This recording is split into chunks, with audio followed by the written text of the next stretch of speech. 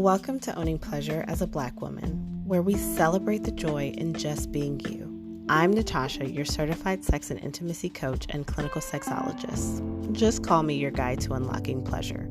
With years of experience in helping individuals embrace pleasure beyond sex, I'm here to empower you to rediscover the beauty of pleasure in every aspect of life. So settle in, relax, and get ready to savor the wisdom and insights we're about to drop. This is your space to be present, learn, and enjoy the show. Hey, and welcome to another episode of Owning Pleasure as a Black Woman. I'm so excited to have you here, as always. And this month brings special episodes because this will be dropping the Friday before Mother's Day. And that's what we're going to talk about. We're going to talk about moms, being a mom, how you engage with your mom, things of that nature. However, this particular episode, I am going to be vulnerable and transparent and share some wisdomhood from motherhood, we could call it. But I just want to share some things that I've learned along the way. I've been mom a whole 17 years, go me. And I just want to talk about how I have been able to maintain my individuality, things that I have learned about raising a tiny human that is becoming a big human, and just all the things that go through my mind. So we're going to talk about it. However, before we get there, I want to invite you to indulge in your truest passions at the Cocoa and Champagne Circle. It is a judgment-free sisterhood circle that I created to help Black women focus on desire, not just status. You know how many times we go to an event and it's always, well, what do you do? And let's talk about money and let's talk about business. And while those are part of some of our conversations, they are not the main focus of the conversation. So what I would like for you to do is go ahead and secure your spot for this month by going to the link in the show notes and go ahead and come hang out, talk about your pleasures, talk about your desires, connect, and we're gonna have a good time. We're gonna have a good time. So there are, y'all know 3 is my favorite number. First of all, let me welcome you correctly to my OGs that have been rocking with me from the very beginning. I appreciate you. I need one of them buttons that goes burr, burr, burr, burr. That's like my favorite sound. Burr, burr, burr, burr. That is what I'm giving to you, to my OGs, okay? And if you are new here, I'm so happy to have you. Thank you so much for being here. Thank you for taking these gems. And I hope that in these last 70-something episodes, you have been able to grab things that are tangible, that are doable for you to own your pleasure, like today, not tomorrow, but today. Okay, so let's get into this. I'm not gonna keep this long, okay? Because I can ramble when it comes to this. So y'all know my favorite number is 3. So we're gonna stick to 3 things that I have learned in my journey in motherhood. So 1, I have never really been the one to believe that I, as a person, fade into the background because I had kids. Now, I had my first son at 20. I had my second son at the cusp of 30, the cusp of 20 and the cusp of 30. And I never felt like I did not exist anymore, if that makes sense. The only time I felt like I didn't exist is, after you have the baby, like when you're pregnant, everyone's all in your face. Oh, let me do this for you. Oh, this, that, and the other. And then all of a sudden the baby's here and they no longer care about you. That's the only time. But I definitely took advantage of the support and the help. But there was never a point where I decided that being a mother was all that I was going to be. And no, this is not to judge or shame anyone that feels that way. However, what I have found is I have a lot of moms that come into my practice. I have a lot of moms that come into my DMs, that come into my Facebook group, that are saying, I spent all of these years just in my kids and I know nothing about myself. And kids, it's a while before they're gone. right? Like now they're staying longer. It used to be 17, 18. I left at 17 to go to college. But I was still like, hey, I need some help. I need some support even now. So could you imagine if you decided that all I am going to carry myself as and hold the role as is a mom? You get lost in that mix. And that is something that I'm really proud of. I didn't get lost in that label. I still knew that I was Natasha. I still knew that I was a woman, an individual, and that I had a life outside of, being a mom. There were other things that would come up, but that was something that I never struggled with. So I never had to come out of it. And I get compliments, especially from those in my family, of just looking at me and saying, you really take care of yourself. You really put yourself first. And I'll never forget, it was a group of us. We went to Jamaica. Yes, I think that's when it was happening. And we were in line and my mom was there and she said, I love this. She said, look at all of these women here, like they're probably moms and stuff like that. And they're here having a good time and living their life. And I absolutely love to see that because my mom, she was one of those ones, she was about us. She was about the kids. And she didn't really, nothing else was really important to her. It was us taking care of family. And I knew that wouldn't work for me because I'm out here trying to live my best life too. And I want you to know that you can do both. It doesn't have to be either or. It can be both and. You can be an amazing mom and also be an amazing woman, individual out here living your best life. Okay? Think about your relationships. For those of you that have kids and you're in a relationship and you've like thrown your whole life into being a mom, what happens to your relationship?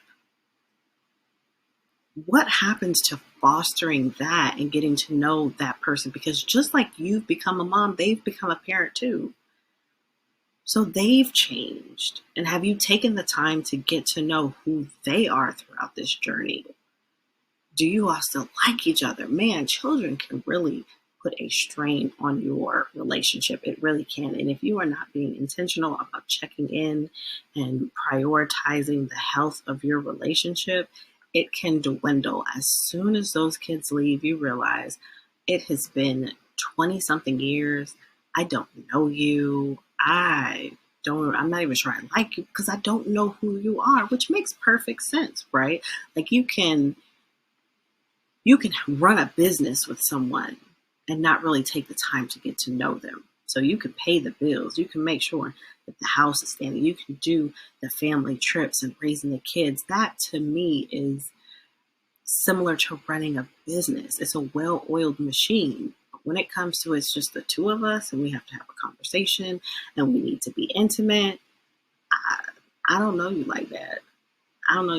So what we finna do? And by then it's the awkward stage and people don't want to deal with the awkward stage. So you don't know yourself, you don't know your partner, you don't know what life is without being a mom. So take into consideration, you are still a person. You are still you. You may be a different version of you, but you're still you. You still have your first name, honey. Okay, I know you may hear mom a lot, but you still go by that first name. Okay, so that was one thing that, I take from motherhood. 2, toxic is toxic. Doesn't matter where it comes from. And some may find this controversial. Some may say, oh my gosh, yes, I completely understand. And some may say, what are you talking about? Now, what I do know is this stage, a lot of people have gone through this stage. And I hear a lot of moms saying, just keep pushing through. It's going to work out. It's going to work out. But dealing with my 17-year-old, it has been, Lord, it's been a journey. It has been a journey because you go through certain things, and I don't even know how I'm saying this is going to make sense, but I feel like the moms that will get it will get it. So you have this little person becoming a big person that has really big thoughts and just feels like they know the right direction.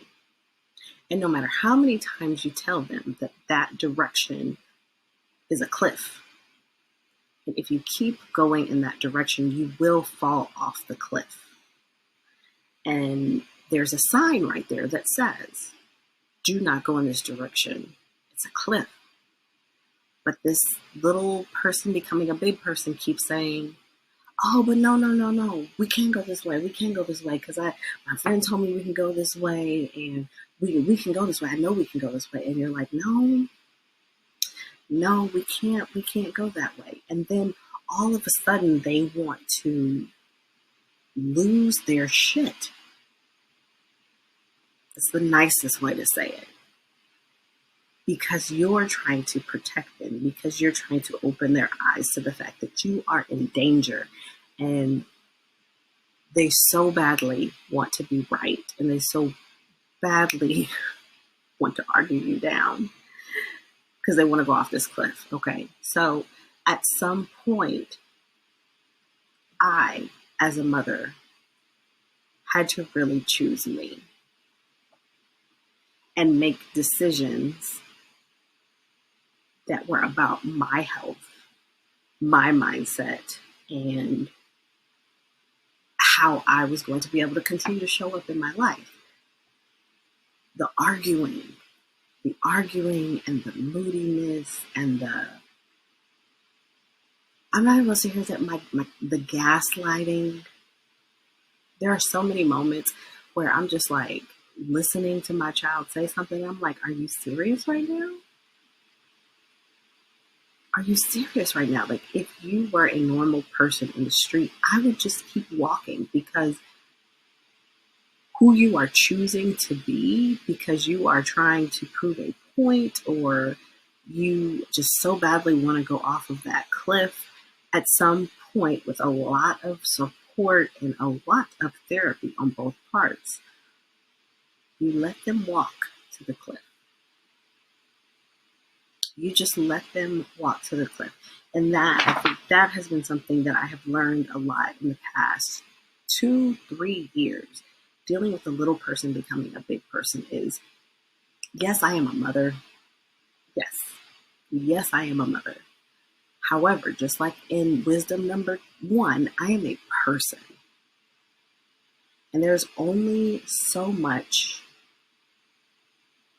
beating up that a person can take, no matter who it's from. We're not even considering that life is still lifing, right? But when you are constantly getting the 1, 2, 3, not physically, but 1, 2, 3 energetically from someone, no matter who it is, you take that hit, right? And as moms, we try to take that hit and take that hit and take that hit and take that hit, and eventually, Fraser's down, and you have to work yourself back up to getting back in there. And that is something that I realized for myself. I have to take care of me first.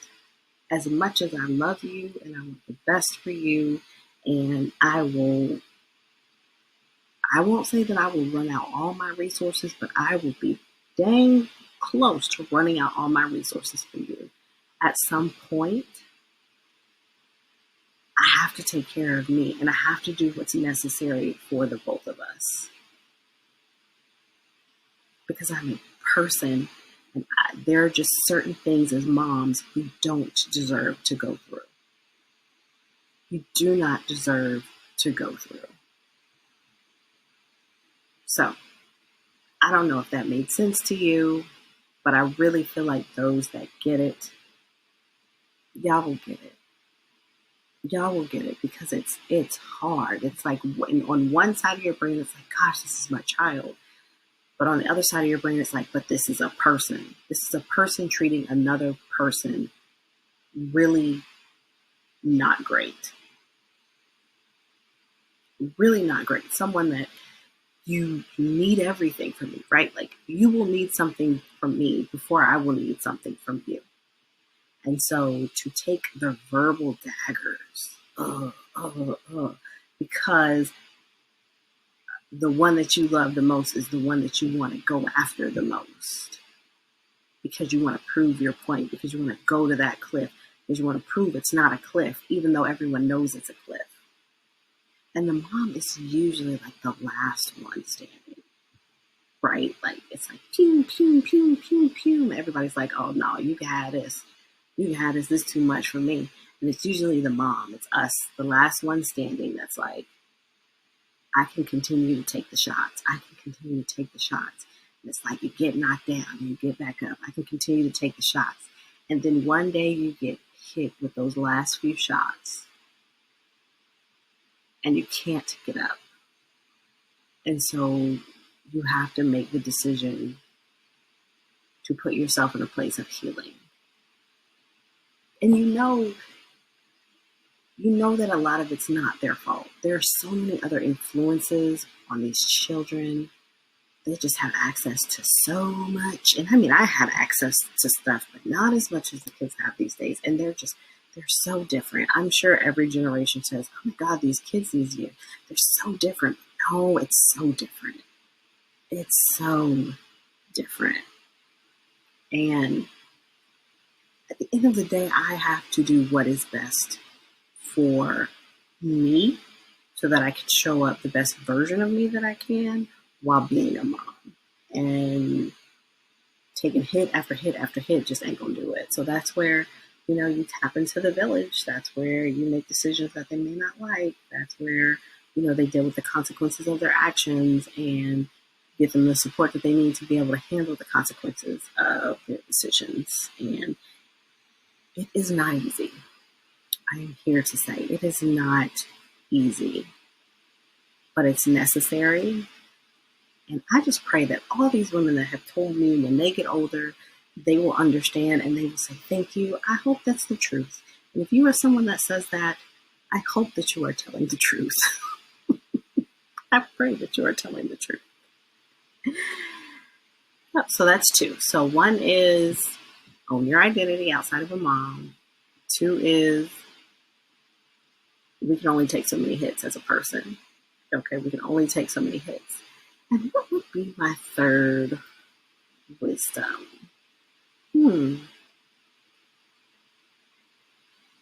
Maybe I just have two.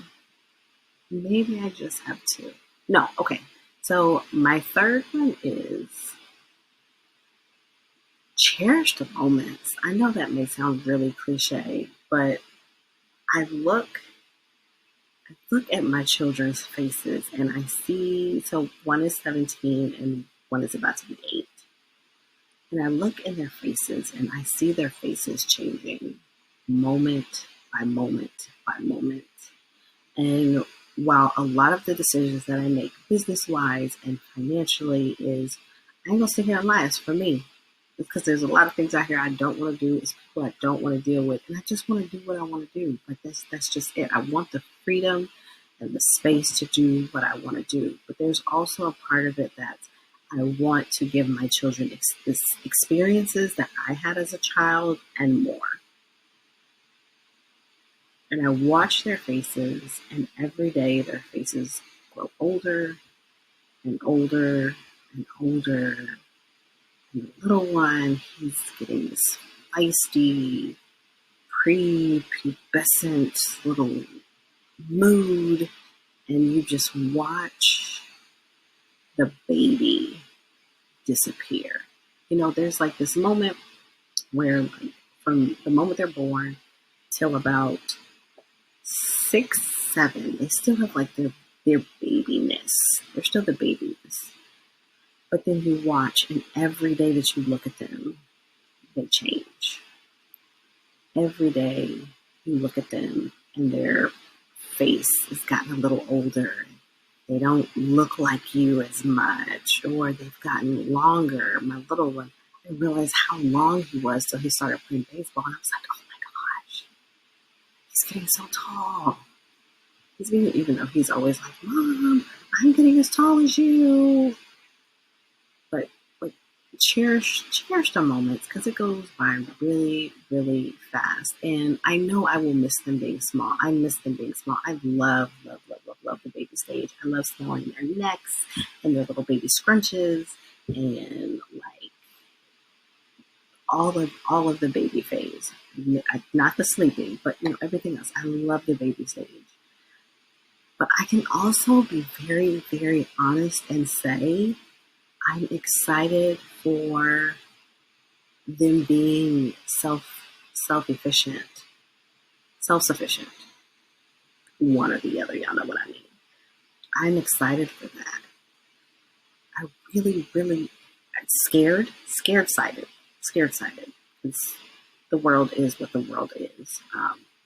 But I'm excited for that. I'm excited for that new phase of me, of what it looks like to be a mom in that phase, and how I can show up for them, and how our relationship can grow, and the things that I can help them experience in the world, just because I decided to do things a little different for them. So that's exciting for me. I said that on TikTok once, that I'm looking forward to, I guess, the empty nester stage. And maybe one of my followers, or I don't know if she was a follower or someone that just saw it because my stuff is public, but in all caps, she was like, "You're gonna miss them when they're gone," because I assume that all caps is someone yelling at me.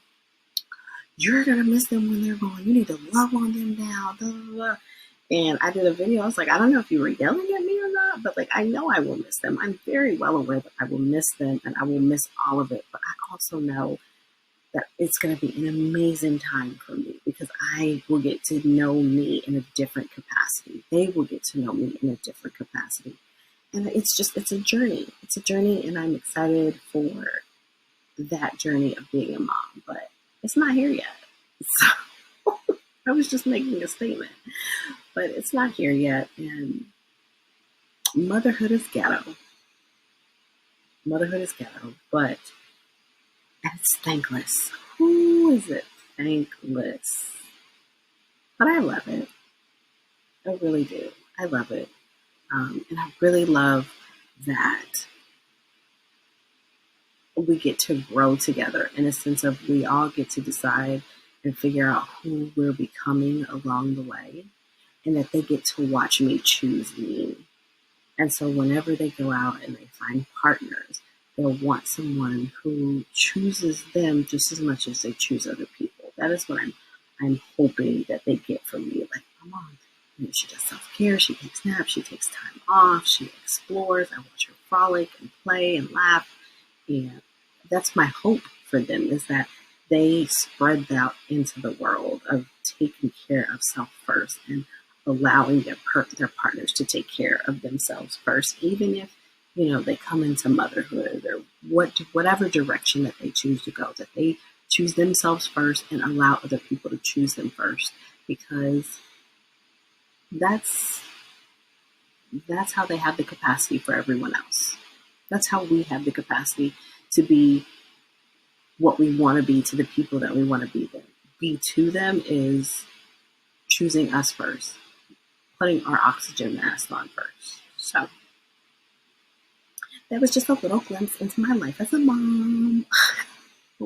I hope you enjoyed it. I would really, really love for you to drop some comments. Come see me in my email, in my DMs, hello@chantelandco.com, or Natasha and Chantel over on Facebook, or, come hang out with me in all the social media lands and let me know how you're feeling in this season about being a mom. What are some things that you feel like you are needing? What are some things that you're feeling like you need to share as we go into this Mother Day season? Maybe some advice that you want to give other people. Maybe you need to be loved on because you're an angel daughter, okay? So definitely do that. And I just want to thank you all for listening. And now, if there's any tips or things in today's episode that you feel like you're ready to take action on or implement into your life, take these ideas, these tips, these gems, and make them a reality. Okay? Prioritize your pleasure because you are deserving. Please rate, review, and share so that more women can discover this community.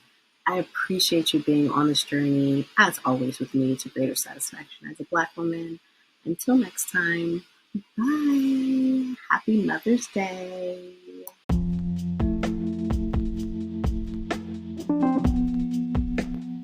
Thank you for joining us on this episode of Owning Pleasure as a Black Woman. And I hope today's conversation has inspired you to embrace pleasure in all aspects of your life. Remember, your voice matters in this journey. Share your thoughts and experiences by leaving a review and stay connected with our community by joining our email list. The link is in the show notes.